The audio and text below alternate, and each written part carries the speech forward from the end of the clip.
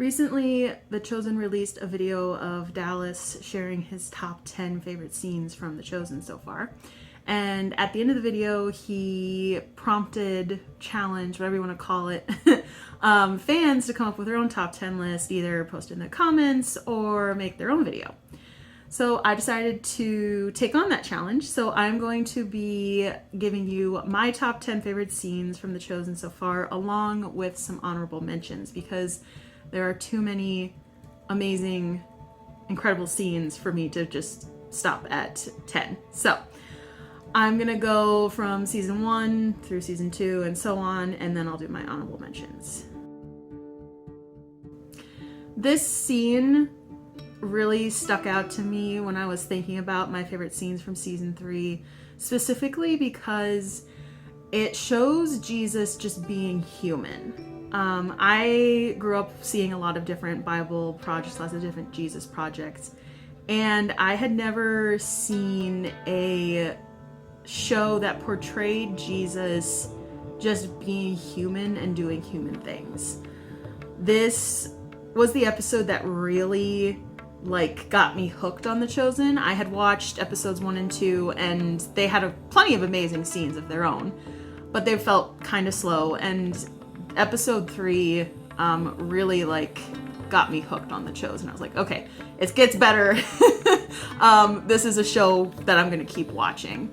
I particularly like that scene because you see Jesus just doing ordinary everyday things. You see him bandaging a wound, you see him making food, you see him working, you see him interacting with the kids, you see him stretching out aches and pains, you see him wrestling and getting with things and getting emotional about it. And I just really appreciate the humanity that those scenes portray for Jesus, and especially how Jonathan portrays Jesus' humanity, and then also how Dallas, Ryan, and Tyler wrote that into the script. I chose this one because it's another scene that really impacted me, specifically the conversation that Jesus has with Thomas. When Thomas is asking all these questions and Jesus is standing there listening and all that sort of stuff, and then Thomas says, it doesn't seem possible, I don't understand this. And Jesus says, it's going to be like that. And Thomas is kind of like, wait, what? And Jesus said, it's okay to question. It's okay to seek understanding, to seek wisdom. There's nothing wrong with that. That really just hit me because I like to ask lots of questions. I'm a very black and white thinker and see the world very black and white. I'm learning to see it in gray. But I always want to know the reason why. I always want to understand things. And so to hear that come from Jesus as Thomas is struggling with this and doubting and questioning is like, oh, I relate to Thomas, and it felt like I was being told by Jesus that it's okay to have your questions. It's okay to want to understand things. It's okay to struggle and wrestle with stuff. So that was really reassuring and comforting to me. Now, I was going to say the 15-minute oneer, and then I also wanted to include the campfire scene where Mary's talking about giving birth to Jesus, and then the disciples are wrestling with things and whatever. So I could have just said the whole episode, but this is a scene, not an top 10 episode videos, so I'm going to save that for a later day. But the scene where Jesus is exhausted from healing, I remember I was sitting in my best friend at the moment's college dorm room. We were both in college at the time. We're both huge Chosen fans. And we were watching the live stream when Dallas aired this episode. And as we were watching, and then we got to the end of the scene where Peter is just yelling at Matthew and just being really rude to him. And then all of a sudden you hear bushes crackling and whatnot, and then you just hear this panting, and then you see Jesus coming in, and he is just exhausted. He is just worn out.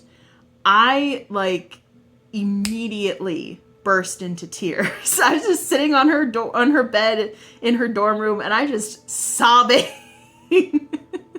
And the reason it got me was because, again, I had never seen Jesus portrayed this way.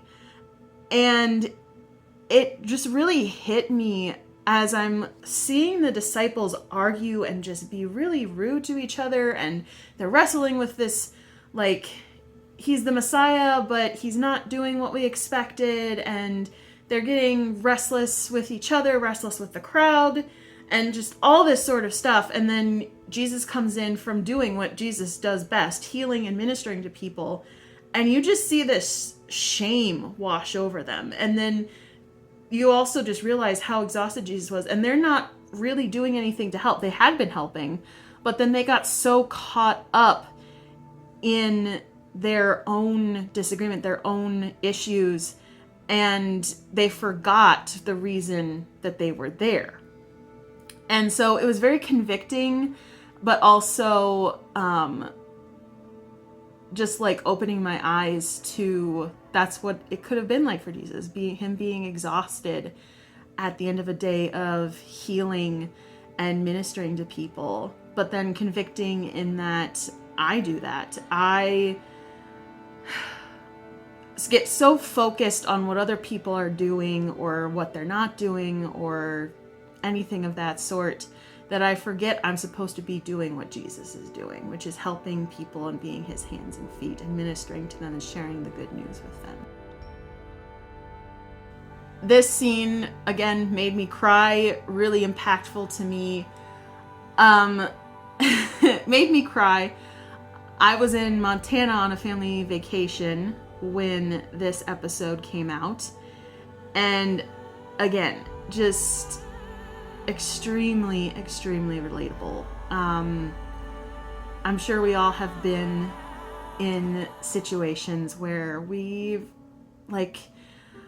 just, everything's good with us. We're really close with Jesus, and just like we've given up old habits and things like that. And, you know, everything's just peachy, sunshine and rainbows and everything. And then something triggers us, or something happens, or we get tempted, or we give into that temptation, and we just fall right back into that old habit or that thing that we had thought we were done with. And we just feel so ashamed and just can't believe that we've gone back into that thing that we thought was over, because now we're with Jesus and everything is going to be fine. And for me, seeing how gentle Jesus was with Mary and how compassionate and forgiving he was with her, and she's just giving him excuse after excuse after excuse. And again, fully relating to this, I've done that so many times, and all Jesus tells her to do is look at him, and he says, it's over. It's done. Like, I forgive you. Like, you don't need to earn my forgiveness. There's nothing that you need to do. All I want is your heart. And he even says, like, did you think that it was going to be easy? Did you think that you can just lose your redemption? I will always forgive you. You're always going to be redeemed. You can't just lose it. So that really spoke to me. I saw this episode in the theater. I was with one of my other college friends. We're both big Chosen fans.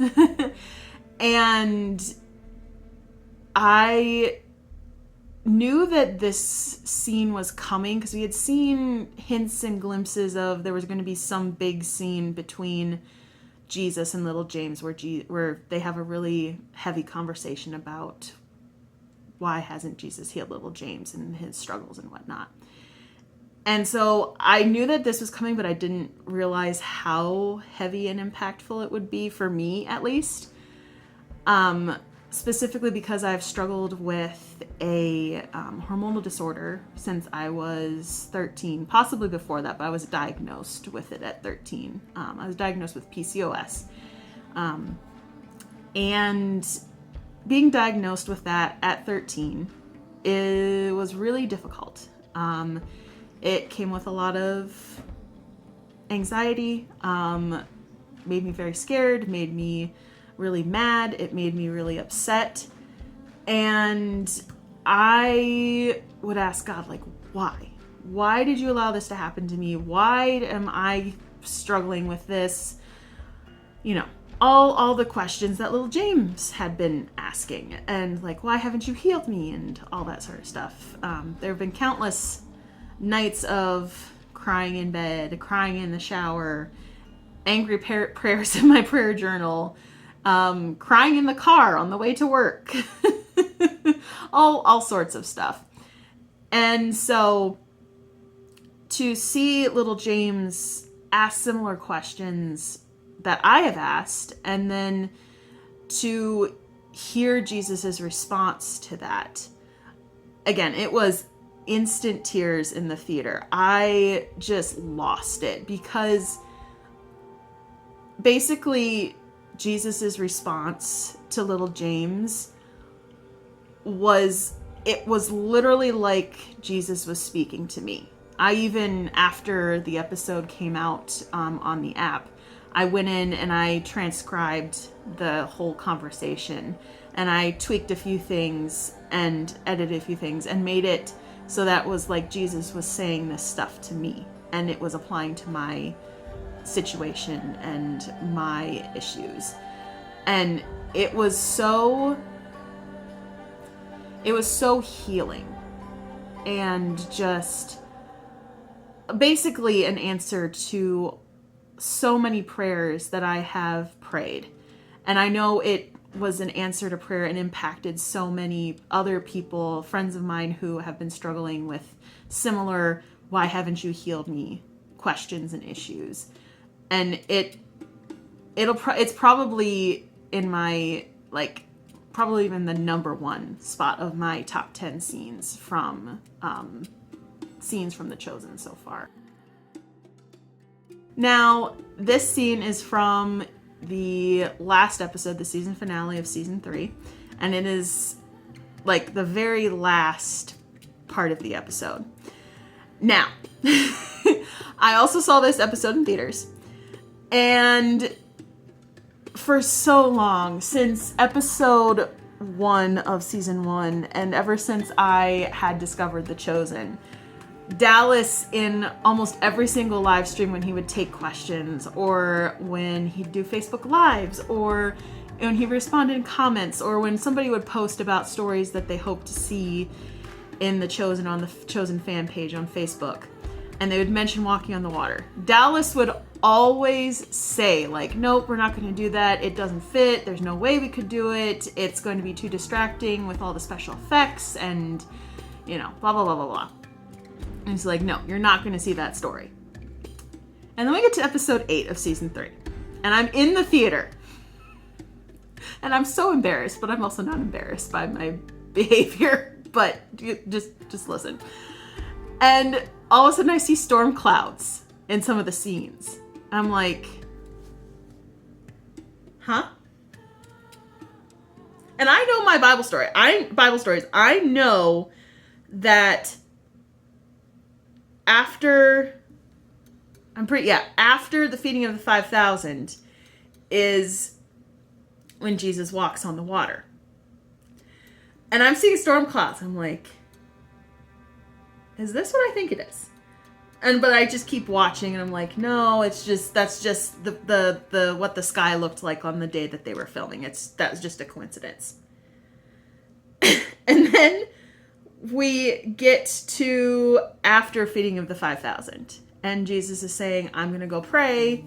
You guys go on without me. I'm like, excuse me? And then I see Peter getting a boat. I'm like, oh my gosh. This is happening. And I am just trying not to absolutely flip out of my seat. And I'm like gripping my friend's arm who's sitting beside me. And I'm like freaking out. She's like, just calm down. And I'm freaking out because Dallas had said we weren't going to have that scene. And then we have the scene. And then the minute that the storm and the waves and the boat and everything appears on screen, I had to like suppress a scream from coming out of my mouth because I was just I was just over the moon, overjoyed that we were getting this scene. Because again, he had said, we're not going to do it, we're not going to do it. And then we have it. And it just turned out so amazing. And, like, it's from everything from the special effects to the script to the reactions of the disciples, just everything about that scene. It was, oh my gosh, it was so beautiful and so amazing. And then just the story behind how they made that scene. And I could keep gushing. It's one of my absolute favorite scenes out of all the seasons of The Chosen. Now, this is my favorite scene because it feels like the conclusion of a storyline that we have seen from episode 1 of season 1. I have been, as many other Chosen fans have been waiting for this. I have been waiting for this to finally happen. Like, it's bugged me so much. And, like, I understand why Peter and others were treating him like the way they were. Because he was a tax collector. He deserved it. Right? Like, I can't judge Peter and the others for treating Matthew like that, because I probably would have done the same thing. But I also know that we are supposed to forgive those who wrong us, and we're supposed to try to live at peace with everybody. And so to finally see the conclusion of this storyline where Peter finally surrenders that and finally chooses to forgive and put that all behind him, and then also seeing Matthew's reaction, like, again, had me in tears. It was just like, finally. And that hug, oh my gosh, that hug is just, it's everything. It felt so fulfilling to finally see them forgive each other, to watch the others, like, realize Peter is changing. Peter is becoming the rock, becoming the Peter that we read about in the Gospels. The Peter who then on went to serve all over the place and plant churches and, yeah, all of that. Now, this scene more specifically, this story, I have been waiting for so incredibly long. I knew that we were getting this scene, this story. I didn't know when we would be getting it. But when we finally get to it, it was just, it was everything I wanted for this scene and story. Everything from how it was paced, to the script, to just the beautiful performances by Jonathan and Demetrius. And it was just, it gave me goosebumps. Like, I was like, yes, finally. Because it's one of my favorite stories in the Bible, is Jesus raising Lazarus from the dead. And yeah, it was so perfect. It was so good. Now, Palm Sunday is going to be like a little obviously duh, or it might be a cliche. I don't care. I love it. Again, it was one of those scenes that I knew was coming. Like, when I first discovered The Chosen, I knew that this was going to eventually come. And again, I love the Holy Week chapters of the Gospels. Like, that is like one of my favorite parts of the Bible. And I had seen several different interpretations in the various Jesus projects that I've seen over the years of Palm Sunday, of what it might have been like, all that sort of stuff. And there were some good ones, there were some not so good ones. But to see the way The Chosen portrayed it, to me, again, people may disagree, but to me, the way that The Chosen did the Palm Sunday scene, it was just perfect. I couldn't have asked for a better representation of that event. Everything from the energy, from the cheering of the crowds, just everything about it was just perfect. It was exactly what I envisioned that scene would be. The energy was amazing. I had several friends who got to be in it as extras, and they were telling me about it, and it's just like it was perfect. It made me so excited. Like when I was sitting in the theater watching it, I wanted to like start getting up and cheering Hosanna and all that sort of stuff. I just the joy of that scene, but then also mixed with, you know, Jesus knowing what is coming eventually. It was a beautiful way to start a very heavy season that will lead into an even heavier season in season 6 with the crucifixion and all that. I love this scene so much for 2 reasons. The first reason is just how brilliant and just beautiful Jonathan and Giovanni portrayed this scene. The emotion, the pacing of it, like, it was just so beautiful to watch Thaddeus meet Jesus and wrestle with like just all this confusing stuff that Jesus is saying, and then Jesus goes into this beautiful monologue of what it's going to cost, what it's going to be like to follow him, which is the other reason I love this scene so much, is that monologue that Jesus gives Thaddeus. I, again, found myself just sobbing as I'm listening to the words Jesus is saying, and then you see scenes flash that are from all the episodes in the previous seasons that are matching what Jesus is saying, and then you see the flash forward scene where Thaddeus is preaching in the future to Jews or Gentiles or whoever, and carrying on what Jesus is telling him he's going to do. It struck me so much because not only is Jesus saying that to Thaddeus, he's also saying that to us as believers. Like, if you choose to follow me, this is what's going to happen. This is what it's going to be like. And I'm just like, just wave after wave just hitting me. And I'm like, yes, it's going to hurt. It's going to be hard. But it's also going to be beautiful and amazing and all the things. So yeah, those 2 things just made that scene for me and is one of the reasons why it's one of my top 10. So now we come to our honorable mentions. I decided to do 7 because, 5 and 2 added together 7, which is what people like to refer to, at least in the Christian sphere, God's favorite number, the perfect number. So 7, the number of completion. So I'm not going to spend a whole lot of time digging into why they're my favorite. I'm just going to list them off really quickly and maybe share a couple things. The first one on my list of honorable mentions is the miraculous catch of fish. I love that scene so much. It's so upbeat and exciting, and it's like it's finally Jesus's first big miracle, and Simon finally like surrenders and decides to give up what he's trying to do to fix things and just surrender to Jesus.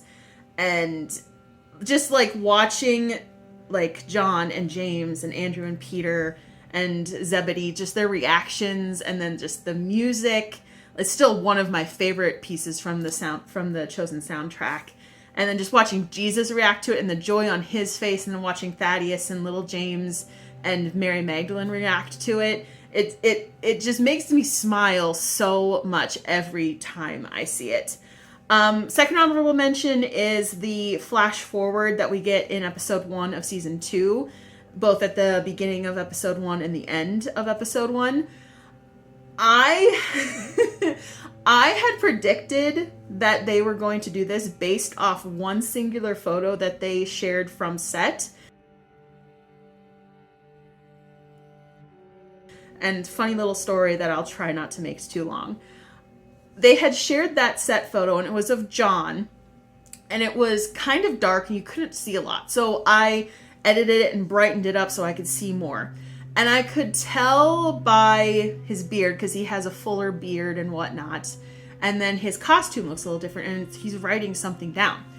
And so from that picture, I took that picture, and then I wrote up a post to put on the Chosen fan page. And I was like, okay, here's my theory. I'm just going based off what I see in this picture. Like, I don't have any other evidence other than what I just see. This is just my guess of what's going to happen in this episode. And I wrote it up and I said, I think it's going to be a flash forward to John writing his gospel. I think we're going to see a little flash forward into Acts and stuff like that. And I put it up and I had some people responding and commenting. And then my dear friend, Justin, who at the time was one of the associate producers, he texts me, not message me on Facebook. He personally texts me and he says, hey, you're not in trouble or anything. You didn't do anything wrong, but could you take this post down? I was like, oh, of course. So I took it down and I was like, sorry that I did that, but can I ask the reason why you took it down? It's like, oh, we just don't want people getting confused and making assumptions about the future season. And in the moment when he said that, in my head, I was like, people post predictions about what is going to happen in episodes all the time. Like, how is my post any different? I didn't say anything to him beyond that. I just like, oh, okay. Sorry that I did that. It's gone, whatever. But that just sounded like a really weak excuse to me as to why I should take it down. Because again, nobody had confirmed anything. Dallas hadn't said anything, whatever. It was just the photo that they had released and I can still go back into the Chosen archives on Facebook and find that photo.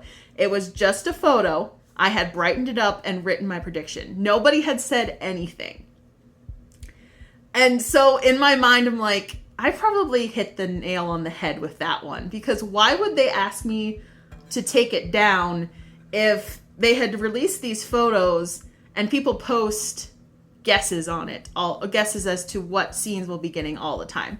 It just confirmed, just like, I think I got this one right. And then when I saw that episode, I was like, oh my gosh, I got it right. So just a fun little behind the scenes story to that. But yeah, the seeing them flash forward into Acts and seeing John start to craft his gospel and talking to the other disciples, and then seeing him write the first part of John, in the beginning was the Word, and the Word was with God, and the Word was God.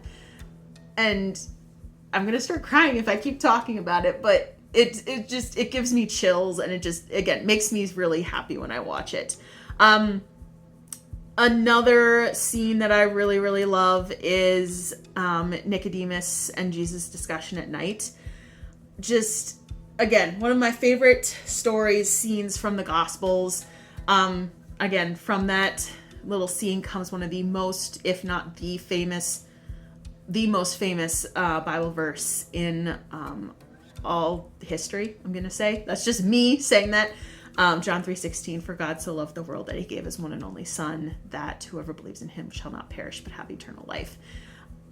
Just everything about that scene, the set, just Jesus and Nicodemus's chemistry on screen, how Jonathan and Eric portrayed those characters, Nicodemus's reaction at the end to Jesus, and when he finally confesses or admits that, Jesus is quite possibly who he says he is, and like just the whole holy ground and just all of it it's just so beautiful. Just so beautiful.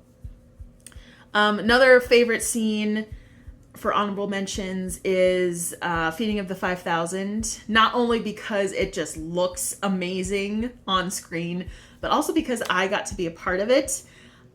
It was incredibly hot. One of the hottest days I have ever been on set. But it was just so much fun to be there. I would do it again in a heartbeat. I'd be better prepared for the heat.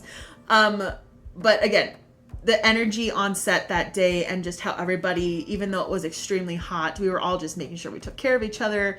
The scene turned out amazing. And then just to be there in the middle of literally 5,000 people, kid you not, 5,000 people, fans of the show, showed up to be part of this scene. It was just incredible to like be part of this historical moment for The Chosen. Another favorite scene is the missions montage when Jesus sends out the disciples 2 by 2. I believe that's episode 4 of season 3. It was kind of jarring because all of a sudden it opens up. It's black and white, and it's kind of like, wait, what's going on here? Like, this is different. This is weird. And like, there's no dialogue. Like, you can't hear anything. You can see them talking, and if you turn on the subtitles, things will pop up because you can hear just little bits of dialogue. But to just watch them and watch the disciples, like, there's just this realization of, oh my gosh, we are actually doing this. And then see them reacting to healing people and watching them preach and like doing what they've seen Jesus do, and now they can do it. And just the realization of this is something bigger than we ever thought. Like, it was so much fun to watch them actually do those things. Second to last favorite honorable mention, cleansing of the temple. Another favorite scene because, one, I got to be a part of it. I got to be in that scene. We spent an entire day filming Jesus cleansing the temple. I was so excited for this scene. We had filmed several other scenes that week, and we knew that something big was coming. A big scene was coming. And then we found out, yes, we're doing the cleansing of the temple. I was beside myself.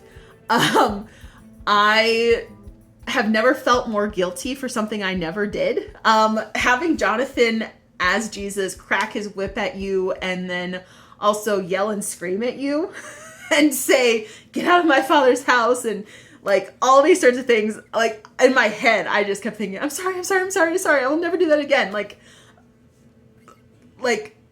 bucket list item. It was so much fun.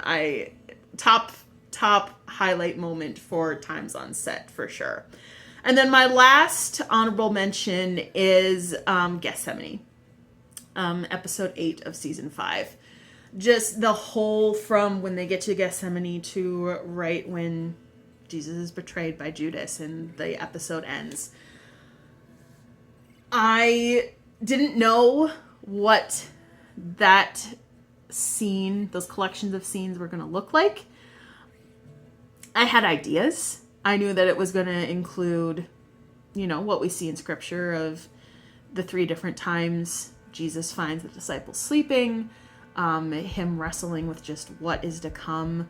I didn't think that we were going to see these interactions with the Old Testament, with Abraham and Isaac, with Ezekiel, and then also the interaction with Joseph, Jesus's stepfather, his earthly father. That was a surprise. It was a beautiful, beautiful surprise. So many of those scenes, when the episode came out on the app, so many of those scenes, I just paused the episode and just screenshotted it because it looks like a painting. There's a painting of Jesus in the garden that I found on Google several months ago, and I saved it and then went back and watched the episode, and it was like almost identical. Like, there's so many scenes in that one part of the episode that were just like, could be paintings. They're just so beautifully shot. Akis and Dallas working together to stage the scene, and the art department and the lighting and just all of it working together is just so beautiful. Very, very emotional, very, very heavy. I remember crying when I was watching it. My my fist, my hand was in a fist the whole time. Just, and like after the episode ended, I was just so clenched. Like my hands were in fists. My muscles were just tight, and I was like, okay, you need to relax. It's just a show. But again, it was just so beautifully done, and the way Dallas wrote, and Tyler and Ryan wrote it, and the way Jonathan portrayed it, just I could go on. It's just so beautiful. So there you have it, my top 10 favorite scenes from The Chosen so far, plus some honorable mentions. I'm sure once season 6 and 7 come out, I will have more scenes to add, as heartbreaking as season 6 is going to be, and as beautiful as season 7 will be with the resurrection. So yeah, I'm sure there'll be more, and I will probably do another video incorporating some favorite scenes from those seasons as well. But for right now, that is my top 10 favorite. I hope you enjoyed this video. I'd love to know what you guys' top 10 favorite are. So put those in the comments below, and maybe even make your own video like Dallas suggested.